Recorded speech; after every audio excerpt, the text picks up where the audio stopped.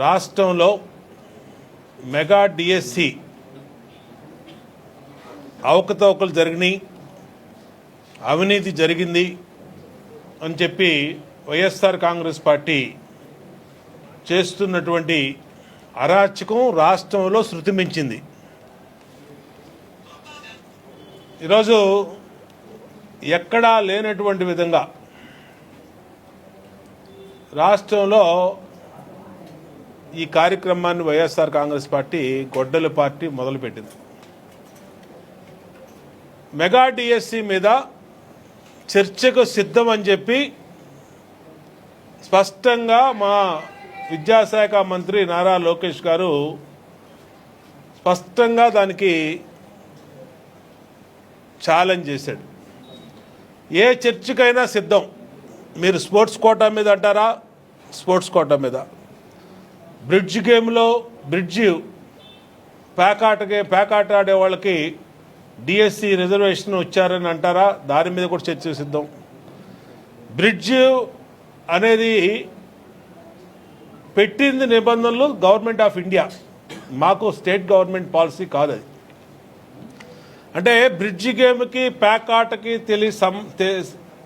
వివరణ తెలియనటువంటి సన్నాసులు దాని గురించి మాట్లాడుతున్నారు. ఎందుకంటే ఒకటికి 10 సార్లు చెప్పాం, అందుకని వాళ్ళు సన్నాసులు అన్నాం. బ్రిడ్జ్ గేమ్ అనేది వేరు, ప్యాకాట్ అనేది జోదం అనేది వేరు. దాన్ని గవర్నమెంట్ ఆఫ్ ఇండియా పెట్టింది. అయినా ఆంధ్రప్రదేశ్లో స్పోర్ట్స్ కోటాలో ఒక్క ఉద్యోగం కూడా బ్రిడ్జ్ గేమ్లో నిష్ఠాతులైన వాళ్ళకి, క్వాలిఫై అయిన వాళ్ళకి ఒక్క ఉద్యోగం కూడా ఇవ్వలా. అది కూడా స్పష్టం చేశాం.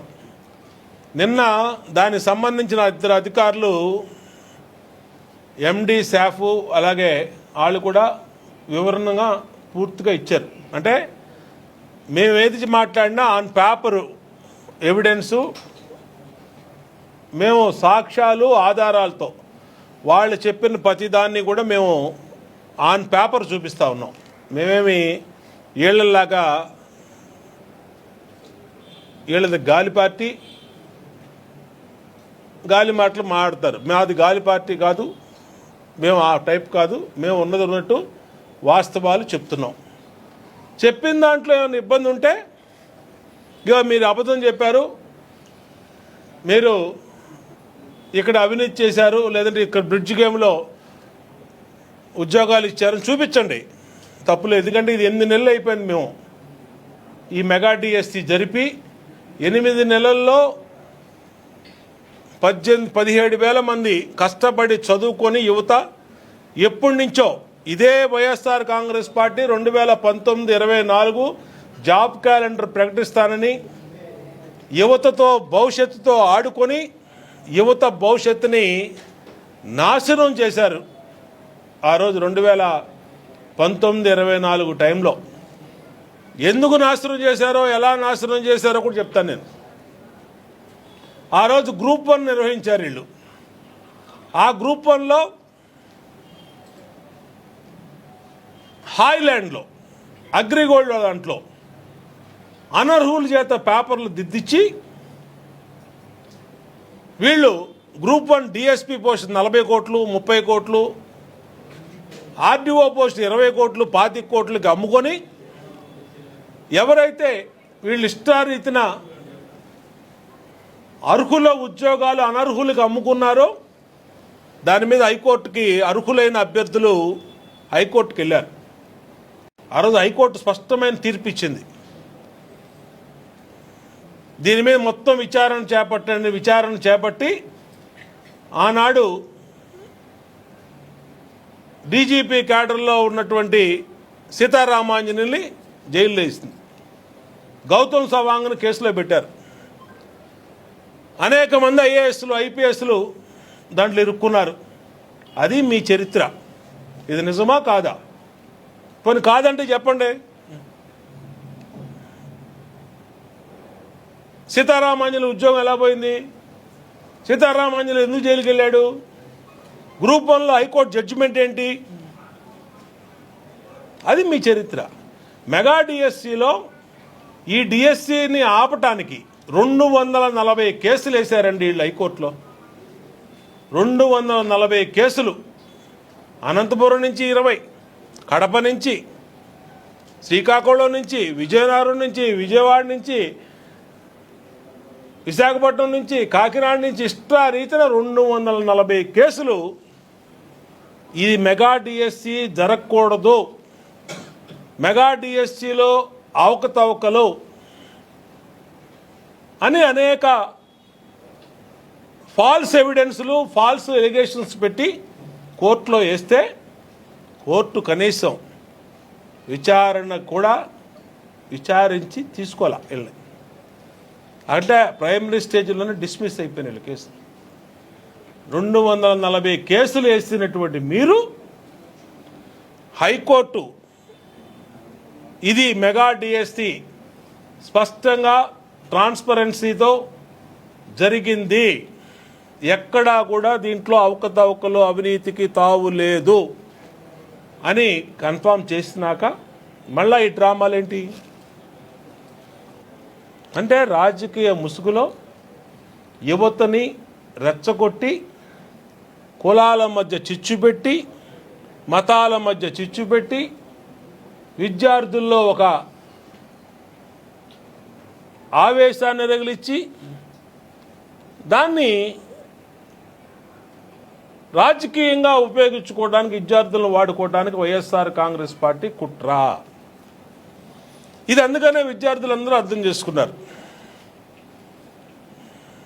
దానికి ఎవ్వరూ రాకపోయేటప్పటికీ ఇక విద్యార్థుల ముసుగులో గంజాయి బ్యాచ్ని, బ్లేడ్ బ్యాచ్ని ధర్నాలు కూర్చోబెట్టుకొని రౌడీ షీటర్లు, రౌడీలు.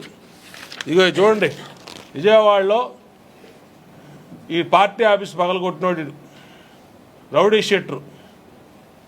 నిన్న ముత్యాలంపాడులో జరిగినటువంటి ధర్నాలో వీడు అక్కడ ఉన్నాడు.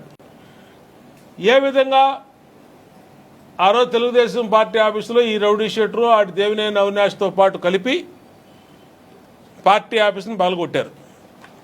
నిన్న జరిగిన సంఘటన మీద అవాకులు చవాకులు వైఎస్ఆర్ కాంగ్రెస్ పార్టీ పేలుతున్నారు. ఎవరు? ఈ ముగ్గురు పనికిమాలోళ్ళు ఉన్నారు విజయవాడలో. ఒకడు దేవినేని అవినాషు, ఒకడు ఎల్లంపల్లి సీను, ఒకడు మల్లాది విష్ణు. ఈ మల్లాది విష్ణుని కులం తీసుకొచ్చారు ఇవాళ, బ్రాహ్మణుడు అని చెప్పి. ఏమండి, బ్రాహ్మణుడు అనే వ్యక్తి సారా కొట్టు ఉంటుందండి, చీకులు అమ్ముతారండి. సారా కొట్టు పెట్టి గతంలో ఈడు బతుకు ప్రారంభమైంది బీసెన్ రోడ్లో సారా కొట్టు ఫస్ట్ కార్నర్లో ఉండేటప్పుడు. మేము చిన్నప్పుడు అక్కడ ఉన్నప్పుడు అక్కడి నుంచి బ్రాండీ షాప్ పెట్టాడు.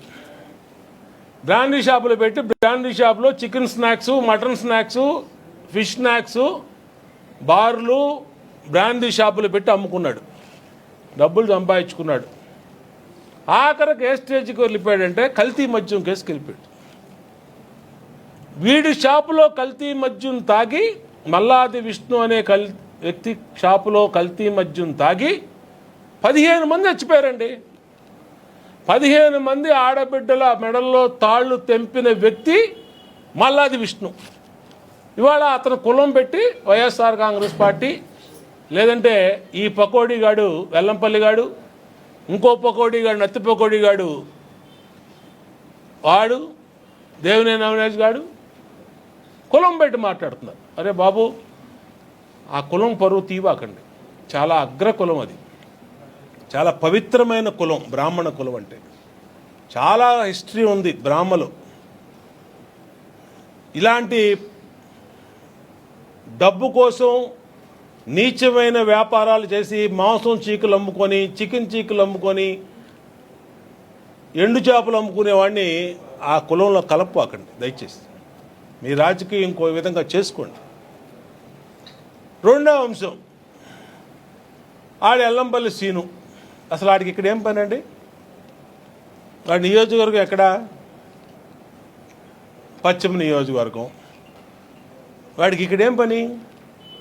వాడు అక్కడ ఆడవలేక ఆడికి టికెట్ అక్కడ ఇవ్వక నీకు టికెట్ లేదురా అంటే ఆళ్ళ కాళ్ళు వీళ్ళ కాళ్ళు పట్టుకొని సెంట్రల్ నియోజకవర్గానికి టికెట్ తెచ్చుకున్నాడు. సెంట్రల్ నియోజకవర్గానికి టికెట్ తెచ్చుకుంటే టికెట్ వచ్చిన రోజునే బోండా ఉమాకి చుక్కలు చూపిస్తా, సూర్యుడు చూపిస్తా, చంద్రుడిని చూపిస్తా అని సుబ్బిశెట్టి డైలాగులన్నీ కొట్టాడు ఆ రోజు. నేను చెప్పా, అరే బాబు ఎగిరెగిరి పడవాకరా, ఇది సెంట్రల్ నియోజకవర్గం వద్దురా నాయన అంటే అసలు భూమి మీద ఆగల. ఈ 4 అడుగులు ఉంటాడు, నన్ను చూడాలంటే ఫస్ట్ ఫ్లోర్లో చూసినట్టు చూడాలి, నన్ను చూడాలట. నా ఎదురుగుండా వస్తే ఎటు సందుంటాడు పరిగెడతాడు, ఎటు సందుంటాడు. వాళ్ళ మైకులు టీవీలు రాగానే బంచ్ ఇటు అయిపోతాడు. టీవీలు ముందు ఈడో బాహుబలిలాగా నా సెంట్రల్ నియోజకవర్గానికి వచ్చి నా మెడలు ఉంచుతారు. అటు వీడు బాగుండవా, మా మెడలు ఉంచుతారా, ఉంచు, రెడీగా ఉన్నారా, దారా బాబురా, లేదంటే నీ పూలబావి దగ్గర రమ్మంటావు చెప్పు, నేనే వస్తా. నువ్వు ఇక్కడ రాలేవు, నాకు తెలుసు, నీకు ప్యాంట్ తడిసిపోద్ది, నేనే వస్తా చెప్పు, ఎప్పుడు రమ్మంటావు, ఉంచు, ఏం ఉంచుతావో. వీడు ఇక్కడ సావలేడు, లోకేష్ని తిడతాడు. లోకేష్ ఒకసారి కౌన్సిల్లో ఇట్లాగే ఆడు మంత్రిగా ఉండి అమరావతి బిల్లు అప్పుడు కౌన్సిల్లో, ఆ రోజు మేము కౌన్సిల్ బయట ఉన్నాం, కౌన్సిల్ జరుగుతూ ఉంది, వైసీపీ గవర్నమెంట్, నేను ఎమ్మెల్యేని కూడా కాదు, బయట మా టీడీఎల్పీ ఆఫీస్లో ఉన్నా. బాగా ఉధృతంగా లోపల షరీఫ్ గారి చైర్ మీద జరుగుతుంటే లోకేష్ మీదకి వచ్చారు. ఈడే వచ్చాడు కొట్టాడు. మా మంత్రి సత్యనారాయణ రాజు, మా బేదార్ రవిచంద్ర కాలు పెట్టి ఒక్కడు కొట్టాడు. ఎందుకు ఆయన్ని బూతులు తిడతా లోకేష్ మీద దాడి చేయడానికి మీదకు వస్తే ఒక్కడు ఇచ్చారు అంతే. మళ్ళీ ఒక 6 నెలలు మళ్ళీ మాట్లాడాల. మొన్న ఎన్నికల్లో నేను 70,000 మెజార్టీతో నేను గెలిస్తే వీడికి వచ్చిన ఓట్లు 50,000. అంటే నా మెజార్టీ, నాకు వచ్చిన మెజార్టీ అసలు ఓట్లు కాదు, మెజార్టీ ఓట్లన్నీ కూడా వీడికి పోలవలా. చుక్కలు చూపిస్తాను, సూర్యుడిని చూపిస్తాను అని చెప్పి ఫలితాలు వచ్చినాక పరారు. వీడి కోసం మా వాళ్ళు పాపం కాళ్ళు అరిగిపోయేలా తిరిగారు. ఎక్కడున్నాడు బాబు చూపించు మా వాడికి చుక్కలు అని చెప్పి రోజు మా వాళ్ళే వెళ్ళి ఆ ఇంటి దగ్గర కూర్చున్నాడు. రారా బాబు రారా అంటే ఎక్కడ పారిపోయాడంటే హైదరాబాద్లో వాళ్ళ కూతురింట్లో దాక్కున్నాడు. సంవత్సరం పాటు రాలా, చూసుకోండి మీరు, నేను చెక్ చేసుకోండి, నేను చెప్పేది కావాలి. సంవత్సరం పాటు ఎల్లంపల్లి అనేవాడు విజయవాడలో అడిగే పెట్ల. ఆఖరికి వాళ్ళ మనుషులందరూ ఇక్కడ ఇబ్బంది పడ్డారు. అందరూ ఆఖరికి ఆడి కుడి బీజం లాంటి కొండపల్లి బుజ్జి ఆడు కూడా ఆడదే అన్నాడు, అరే అన్నా నిన్ను నమ్ముకొని మేము ఎలక్షన్లో తిరిగాం, నువ్వు అవ్వంగా నువ్వు బారిపోయావు, నాకు ఇల్లు ఇక్కడ, వాకిలు ఇక్కడ, నా కుటుంబం ఇక్కడ, నేను ఎక్కడ బారిపోను, నేను దొరికిపోయి ఇదయ్యానని ఆడు బాధపడ్డాడు. నీ బతుకు అది, నీ కెపాసిటీ అది, నువ్వు ఎందుకు మాటలు, నీ అలవి కాని మాటలు. ఇప్పుడు దాకా సెంట్రల్ నియోజకవర్గం వచ్చావా?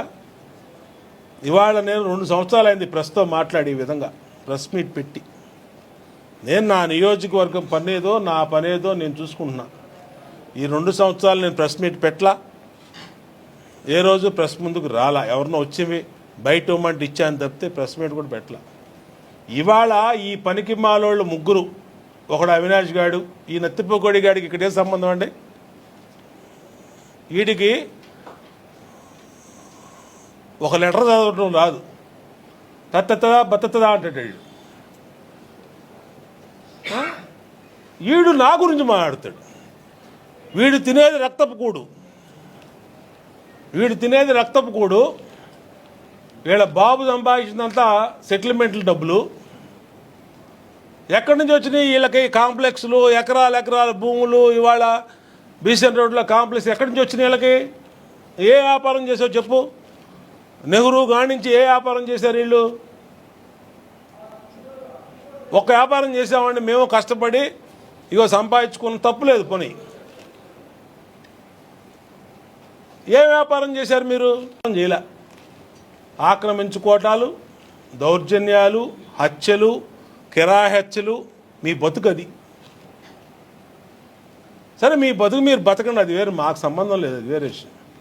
కానీ మా జోలికి వచ్చి నువ్వు ఇంకా నేను రౌడీని, నా వెనకాల 10 మంది రౌడీ షీటర్లు ఉన్నారు, నేనేదో పీకుతానంటే తోలు తీస్తాను రే రత్తిపోకొడిగా.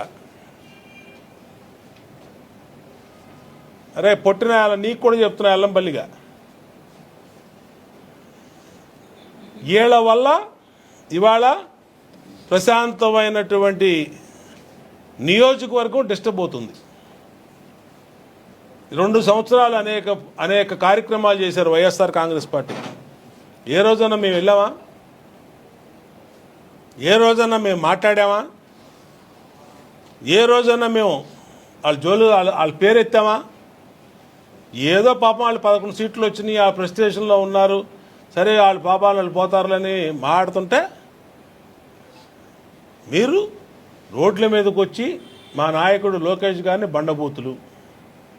పోనీ విచారణకి సిద్ధం అన్నాక మేమైనా పారిపోతే, మీరన్న ఛాలెంజ్కి మేము వదిలేస్తే మీరు పారిపోయారా అని చెప్పి తరువుకుంటూ వస్తామని మా ఇంటి దగ్గర రావచ్చు, మా ఆఫీస్ దగ్గర రావచ్చు, లేదంటే మా నియోజకవర్గం రావచ్చు, ఎక్కడికైనా రావచ్చు. మేము మీ ఇంటి దగ్గరకు వస్తామని చెప్పాం, మీ పార్టీ ఆఫీస్కి వస్తామని చెప్పాం. దాని మీద లేదు, చర్చ లేదు. దాని మీద వివరణ ఇచ్చాం. 18,000 డిఎస్సి ఉద్యోగాల మీద చక్కగా ఉద్యోగాలు చేసుకుంటున్నారు 8 నెలల నుంచి. వాళ్ళు ఎంతో కష్టపడి పిల్లలు, వాళ్ళందరూ యువకులు ఉద్యోగాలు తెచ్చుకుంటే నీకేంటి కడుపుమంట? నీ నీ గ్రూప్ 1లో లాగా ఇక్కడ ఏమన్నా అవినీతి జరిగిందని, పచ్చకామెర్లోడికి ఊరంతా పచ్చగా వచ్చిందని నీకేమన్నా బాధ? దాడులు చేశారు బోండావమ్మ, ఎవడు మీద చేశాడండి దాడులు? నీకులాగా పట్టాభి ఇంటి మీద దాడి చేసినట్టు పట్టాభిని ఏ విధంగా ఇంటి మీద దాడి చేశారో రాష్ట్రం మొత్తం చూసింది. చంద్రబాబు నాయుడు గారి ఇంటి మీదకి దాడి చేశారు, ఏ విధంగా చేశారో ఊరంతా చూశారు. పార్టీ ఆఫీస్ మీద దాడి చేశారు, తెలుగుదేశం పార్టీ ఆఫీస్ మీద. ఇదే నత్తిపండుగాడు బ్యాచ్ అంతా, ఈ చిల్లర రౌడీలు అందరూ వెళ్ళి మీ ఎవరూ లేనప్పుడు ఉంటే ఆ రోజు చెప్పేవాళ్ళం మీ సమాధానం. తర్వాత నేను వెళ్ళి చెప్పా, రండి నా కొడుకులారా, ఇక్కడే ఉన్నాను, ఇక్కడే ఉంటాను, చూసుకోండి మీరు, యూట్యూబ్లో ఉంటుంది ఆ వీడియో. మా నాయకుడు కూడా ఇక్కడే ఉన్నాడు, 48 అవర్స్ ఉంటాం ఇక్కడ మేము. మీ గవర్నమెంట్ మీ చేతిలో ఉంది, పోలీసు మీ దగ్గర ఉన్నారు, రౌడీలు మీ దగ్గర ఉన్నారు, కార్యకర్తలు ఉన్నారు, 154 మంది ఎమ్మెల్యేలు ఉన్నారు, రండి చూసుకుందాం అని చెప్పా. ఒక్కటి రాలా. మీ అవ్వడం లేనప్పుడు పార్టీ ఆఫీస్ మీద తగలబెట్టారు, పగలగొట్టారు. మరి ఏదండి దాడి అంటే? పట్టాభి మీద చేసిన దాన్ని దాడి అంటారు, చంద్రబాబు గారి ఇంటి మీద చేసిన దాన్ని దాడి అంటారు, పార్టీ ఆఫీస్ మీద చేసిన దాడి అంటారు, బోండావమ్మ మీద మాచర్లో చంపబోయింది దాడి అంటారు, గుడివాడలో బోండావమ్మని చంపబోయింది ఆ రోజు దాడి అంటారు. మీరు రోడ్డు కట్టంగా టెంట్ వేసుకొని మీ ఇష్టం వచ్చినట్టు లోకేష్ గారిని బూతులు తిడుతుంటే, చంద్రబాబు నాయుడు గారిని బూతులు తిడుతుంటే, మీకు అన్ని సమాచారం మీకు ఇచ్చి చర్చకు సిద్ధము అని అన్నా కూడా తిడతా ఉంటే, మేము వెళ్ళి అడ్డుకుంటే దాని దాడా? మేము అడుగుతున్నాం. నిన్న చేశారు మీరు, నిన్న వైఎస్ఆర్ కాంగ్రెస్ పార్టీ ధర్నా చౌక్లో మొన్నటి దెబ్బకి క్రమశిక్షణ కలిగిన స్కూల్ పిల్లల వరుస కూర్చున్నారు, చూసుకోండి ఆ ఫోటోల్లో, ఒకడు పక్కన ఒకటి ఇట్లా కూర్చున్నారు. కూర్చొని ధర్నా చేసుకున్నారు. ఎవడన్నా వెళ్ళాడా? మేమేమన్నా అన్నావా? వాళ్ళు ఊసెత్తామా? అంటే ఎక్కడ మెట్టాలో అక్కడ మొట్టితే మీకు క్రమశిక్షణ వస్తుంది. లేకపోతే రోడ్డు మీద అచ్చోసిన ఆంబోతుల్లాగా రోడ్డు మీద పడతారు. మీ ఫ్యాన్ గుర్తు తీసేసి గొడ్డలు గుర్తు పెట్టుకోండి బెటరు. గొడ్డల పార్టీ అని ఎలాగో ప్రజలు అంటున్నారు, గొడ్డలు గుర్తు పెట్టుకోండి. హ్యాపీగా మీ పని మీరు చేసుకోండి. మేము ఏదైనా తప్పు చేసామంటే ప్రతిపక్షంగా మీరే ఎత్తు చూపించండి, తప్పులేదు. కానీ ఏమీ లేని దానికి ఆగం చేసి కులాల పేరు, మతాల పేరు, మెడలు ఉంచుతా, కాళ్ళు ఉంచుతా, కాళ్ళు ఎరగొడతా. ఆడంటాడట ఎవడో నత్తిపండుగాడు తెత్త అనుకుంటా మేము అధికారంలోకి వస్తే కాళ్ళు పట్టుకున్నా వదలం అన్నాడు. అరే బాబు, నువ్వు ఇప్పుడు కాళ్ళు పట్టుకున్నా నేను అనుకుంటే వాండావు మా కాళ్ళు పట్టుకున్నా ఒక్క క్షణం పట్టదు నిన్ను వదలకుండా ఉరికిచ్చి ఇచ్చేయటానికి. గుర్తుపెట్టుకో. గుణదలు రావడం మాకు సమస్య కాదు. నువ్వు ఎక్కడ పట్టుకుంటే ఎక్కడ కనబడి పట్టుకోవడం మాకు సమస్య కాదు. మేము అనుకుంటే నువ్వు ఎంతరా, నీ బతుకెంత? నేను రౌడీజం చేశాను. రౌడీజం చేస్తే నువ్వు ఉంటావు, తిరుగుతావు బయట? నువ్వు స్వేచ్ఛగా ఇలాగ వస్తావా? నువ్వు స్వేచ్ఛగా లెర్నింగ్ సెంటర్లోకి వచ్చి బోండావు మా మెడలోంచి అని ఉంచుతా అని చెప్పి మళ్ళీ మీరు అక్కడి నుంచి వెళ్తారా? కాబట్టి బోండావమ్మ ఎప్పుడు పద్ధతిగా ఉన్నాడు. మీరే అనవసరంగా కెలికి వాసన చూసుకుంటున్నారు. మీరు నేనేదో నా పని నేను చేసుకుంటూ ఇవాళ నా నియోజకవర్గం టాప్ 175 నియోజకవర్గాలు టాప్ 10లో 8th ప్లేస్లో ఉంది నా నియోజకవర్గం. ప్రజల సమస్యలు పరిష్కరించడంలో కానీ, వచ్చిన గ్రీవెన్స్ని పరిష్కరించడంలో కానీ, డెవలప్మెంట్లో కానీ, ఏ వీధికైనా వెళ్ళండి. ఎవరైనా ఏ మీడియాని సర్వే చేయండి, వైసీపీని సర్వే చేయమను, సాక్షిని సర్వే చేయమను, ఎవరైనా సర్వే చేయమను. నేను ఎవరు అవసరంలో మా పార్టీ వాళ్ళు కూడా వదలు. మీరు ఎవరినంటే చెప్తారు. ప్రజలకు అందుబాటులో ఉంటున్నాం. పొద్దున్న సాయంత్రం రోజు 24 నెలలు అయిన అధికారంలోకి వచ్చి డోర్ టు డోర్ తిరగమంటే కాళ్ళు అరిగిపోయేలా తిరుగుతున్నాం. డోర్ టు డోర్ ఒక్క చోట ఎక్కడికి వెళ్ళినా బ్రహ్మరథం పడుతున్నారు ఆరతలు ఇచ్చి. అలాంటిది మా ప్రభుత్వం మీద వీళ్ళు మాట్లాడతారు. నారా లోకేష్ మీద మాట్లాడతారు, చంద్రబాబు నాయుడు గారిని తిడతారు. ఏంటి పద్ధతి? కాబట్టి ఇవాళ మళ్ళీ మీడియా సమావేశం పెట్టాం.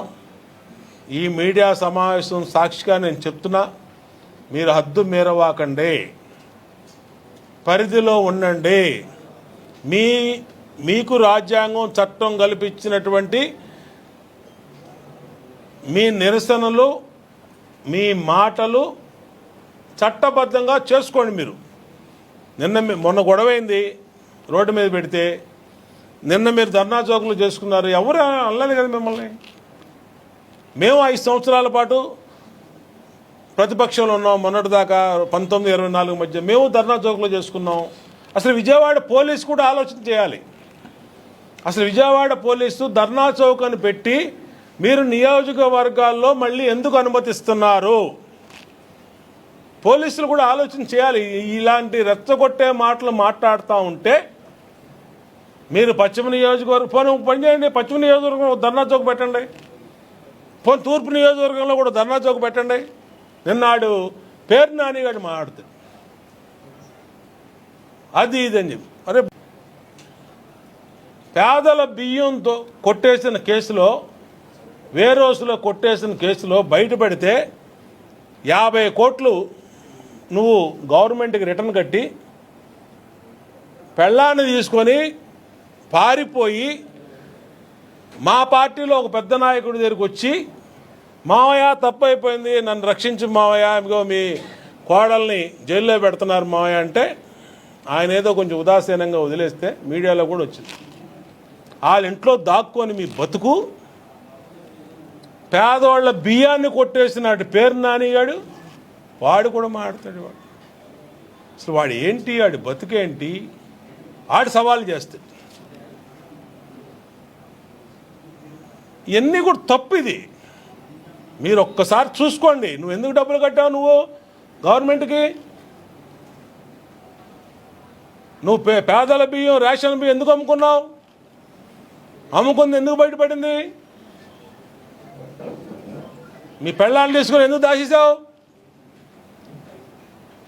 మేము మాట్లాడలేమా? మాకు తెలీదా? నోటుకొచ్చినట్టు మాట్లాడతావా? అక్కడికి వెళ్ళు, తూర్పు నియోజకవర్గానికి వెళ్ళు, గుణదలు వెళ్ళు, నాకు సలహాలు ఇస్తావా? రేయ్ నాని, ఇక్కడ కాదు, గుణదల కాదు, పోలబావిది కాదు, నీ ఇంటికి కూడా వస్తా. పిచ్చి పిచ్చి మాటలు మాట్లాడితే బందర కూడా వస్తా.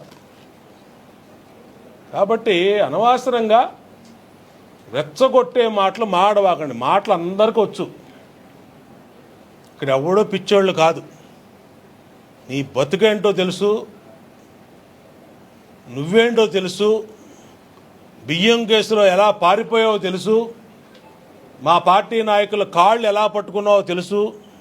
కాబట్టి అనవసరమైనటువంటి విషయాలు వద్దు. మేము ప్రజాస్వామ్యబద్ధంగా మిమ్మల్ని, మీరు చేసుకునే నిరసనల్ని, మీరు మాట్లాడితే మాటల్ని మామూలుగా మాట్లాడితే మేము ఎవ్వరూ మీ జోలికి రాం. మీరు ఇట్లా పిచ్చి పిచ్చిగా మాట్లాడితే మాత్రం ఎక్కడైనా ఈసారి, ఇప్పుడు సెంట్రల్ నియోజకవర్గం వరకే మొన్న చెప్పా, ఈసారి ఎక్కడికైనా వస్తాం, ఎక్కడైనా సరే అడ్డుకుంటాం. మిమ్మల్ని గుర్తుపెట్టుకోండి. హెచ్చరిస్తా ఉన్నా, దయచేసి ఈజీగా తీసుకోవద్దని కూడా కోరుతా ఉన్నా. నేను అదే ఇప్పుడు దాకా చెప్పింది. నేను నిన్న ధర్నా చౌక్లో చేసుకున్నారు. ఎవరైనా వెళ్ళారా ఆ జోలికి? ఎవరైనా చిన్న అలజడు ఉందా? కనీసం ఒక కాగితం ముక్క వాళ్ళ మీద పడిందా? లేదు.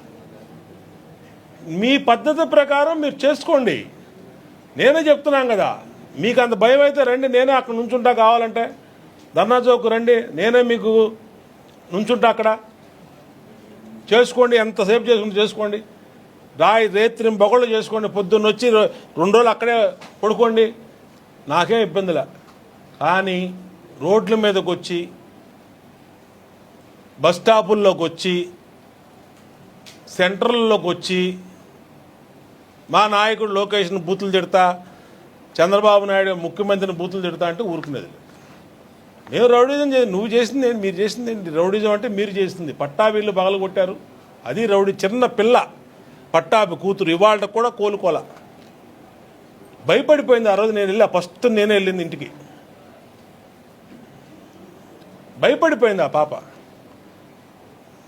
ఇదే నెత్తిపోకొడిగాడు చేశాడు ఆ పని. అది రౌడీజం అంటే. కిరాయి రౌడీలను పెట్టి మందు కొట్టించి పంపించి ఇంటి మీద దాడి చేశారు. పార్టీ ఆఫీసుని బాగా కొట్టారు. ఇదే నెత్తిపండుగాడు చేశాడు ఆ పని. గవర్నమెంట్ రాగానే వాళ్ళ అమ్మాయిలు అందరు కాళ్ళు పట్టుకుంది, కేసులోంచి బయట ఏమైనా మా అబ్బాయిని. సరే, అది వేరే స్టోరీ అది. కాబట్టి మేమేం చెప్తున్నామంటే, శాంతియుతంగా మీరు చేసుకోండి, మాకు ఎటువంటి అభ్యంతరం లేదు. మీరు రెచ్చగొట్టే మాటలు మాట్లాడొద్దు, బూతులు మాట్లాడొద్దు. బూతులు మాట్లాడితే దానికి మీకు అర్థమయ్యే భాషలోనే సమాధానం చెప్తాను నేను, మీకు అర్థమయ్యే భాషలోనే. అందుకనే ఇంత గట్టిగా సమాధానం చెప్పింది. పేరు నానిగాడికి చెప్పా, దేవినేని అవినాష్ గాడికి చెప్పా, ఈ పొట్టినాయలు వెల్లంపల్లి గాడికి చెప్పా, మళ్ళా అది విష్ణువుకి చెప్పా. వీళ్ళందరికీ చెప్తానికి కారణం అదే. నాకు టిక్కెట్ రాదంట. అరే బాబు అల్లాది విష్ణు, నీకు టిక్కెట్ లేకుండా ఒక సిట్టింగ్ ఎమ్మెల్యే పీకేసాడరు నీకు. సిట్టింగ్ ఎమ్మెల్యే ఎల్లంపల్లి గాడికి పీకేశారు అక్కడ వెస్ట్ కాన్స్టిట్యున్సీ సిట్టింగ్ మంత్రాడు. కాళ్ళు ఏళ్ళపడి సెంట్రల్ నియోజకవర్గం వచ్చాడు, ఒక్క తందన్నారు ఇక్కడ.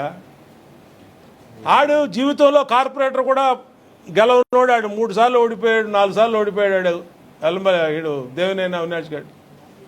వీళ్ళు బాగున్నావు, మాకు టికెట్ రాదు, మా పార్టీలు 3 సార్ల నుంచి ఇదే చెప్తున్నారు వీళ్ళు. 2014లో అదే చెప్పారు. చిత్తుగా ఓడిచ్చి ఆ రోజు 27,000 మెజార్టీతో. 2019లో టికెట్ రాదన్నారు. ఆడెవడికి వస్తుంది, ఈడెవడికి వస్తుంది అని చెప్పి బయలుదేరారు సంచులు వేసుకొని. ఆడు లేడు, ఈడు లేడు. మళ్ళీ బోండామాకు వచ్చింది. ఆ రోజు 97 ఓట్లతో గెలిస్తే మార్చి 25 ఓట్లతో ఓడిపోయామని చూపించారు. అయినా బర్లా ప్రజల్లో ఉన్నాం. మేమే వెళ్ళి ఇళ్లలో పడుకోవాలా ఓడిపోయామని. 2024లో జోకర్ గాడిని పంపించారు నా మీదకి పశ్చిమ నియోజకవర్గం. ఈ జోకర్ గాడు బుడుగు అంటూ వచ్చాడు. ఎగురుకుంటా వచ్చి పాంచర్ నేను అది ఇది డామ్ డూమ్ డిష్ అన్నాడు. ఏమైపోయాడు? మీరే మీడియానే సాక్షి. ఈ టీవీ 9లో తెగ బ్రేకింగ్లు వేశారు ఆడి మీద. అసలు మామూలు కాదు. చుక్కలు, సూర్యుడు, చంద్రుడు, భూమి బద్దలైపోయింది అన్నారు. ఏం బద్దలైపోయింది? ఎక్కడ బద్దలైంది? ఇవాళ సంవత్సరం బాట తిరిగారు మా వాళ్ళు. అరిగిపోయినాయి కాళ్ళు మా వాళ్ళకి. ఆడెక్కడ దొరుకుతాడా అని. చూపించరా బాబు చుక్కలు, చూపించరా బాబు సూర్యుడిని, చంద్రుడిని అని చెప్పి గాడు. అంబటి రాంబాబు కూడా జీన్స్ ప్యాంటు, మేఘనా అని ఏంటది? వాటి గురించి కూడా మనం మాట్లాడేది. ఆడి సన్నాసుడు. నేను కూర్చుంటే నా పక్కన కూర్చొని నేను మొన్న ఓపెన్గా ఒక ప్రోగ్రాంకి వెళ్తే ఆడొచ్చి నా పక్కన కూర్చొని నన్ను కావలించుకొని ఆడ ఎలెక్ట్ అవడం కోసం నన్ను ఏదో చేద్దాం అనుకుంటే నన్ను ఎవరు ఏం చేయలేరు. నేను ఉన్నట్టు సీక్రెట్గా ఇలాగా రూమ్లో మాట్లాడలా, ముసుగేసుకొని మాట్లాడలా, ఓపెన్గా మాట్లాడా. అది ఆడి పొందండి ఎన్ని సొల్లు నా కొడుకాడు అడి. ఎందుకు నా పార్టీలో నా నాయకుడు దృష్టిలో నేను పడుతుంటే ఎప్పుడూ ఉంటా. 24 గంటలు 24/7 365 days ఉంటా నేను.